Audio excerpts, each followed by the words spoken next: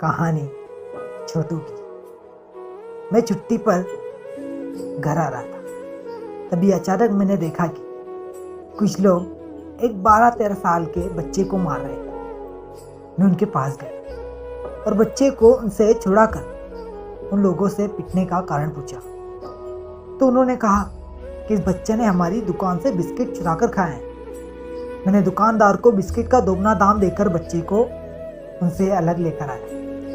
मैंने बच्चे को पूछा कि तुमने चोरी क्यों की है? तो उसने कहा, साहब मैंने चोरी नहीं की, मैं कल से भूखा था और भोजन की तलाश में इधर उधर घूम रहा था कि अचानक मेरी नज़र दुकान के पास पड़े बिस्किट के पैकेट पर पड़ी, जिसे एक कुत्ता खाने की कोशिश कर रहा था। मैं कुत्ते से छीनकर बिस्किट खाने लगा तो इन लोगों ने देखा और मुझे मारने लगे। फिर मैंने उसका नाम पूछा तो वह बोला, छोटू।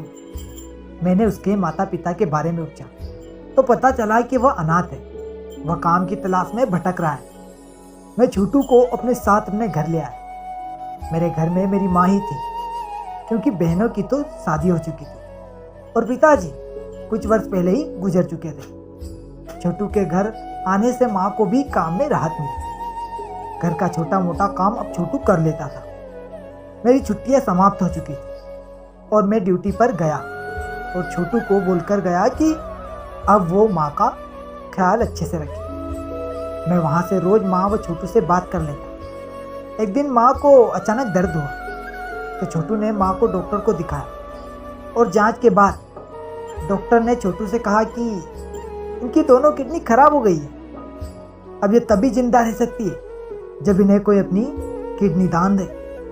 छोटू ने बिना कुछ सोचे समझे अपनी किडनी माँ को डोनेट कर दी, पर डोनेट करने से पहले छोटू ने यह कहा कि यदि माँ पूछे तो कह देना कि छोटू अपने गांव लौट गया है। सुबह हुई तो माँ जिंदा थी और छोटू बहुत दूर जा चुका था। माँ ने डॉक्टर से छोटू के बारे में पूछा तो उन्होंने ऐसा ही कहा जैसा छोटू ने कहा था।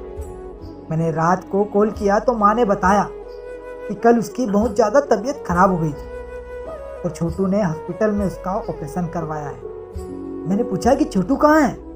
तो माँ ने कहा कि वो अपने गांव लौट गया है। मुझे दाल में कुछ काला नजर आया और मैं छुट्टी लेकर गांव चला आया। मैंने हॉस्पिटल जाकर पूछा कि माँ को क्या हुआ था और छोटू कहाँ गया?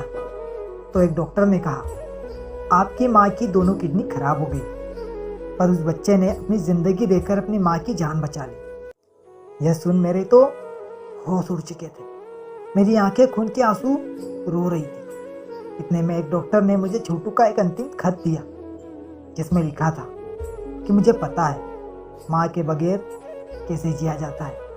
मेरी ज़िंदगी पर आपके बहुत एहसान है। मैं खुश हूँ कि मेरी ज़िंदगी से आज कोई अनाथ होने से बच गया और इतने दिनों में मुझसे कुछ गलती हुई हो तो मुझे माफ़ कर देना। अलविदा। मेरे कपड़े आंसुओं से पूरे भीग चुके थे और मैं सोच रहा था कि उसका नाम ही छोटू था। उसका काम तो बहुत बड़ा था।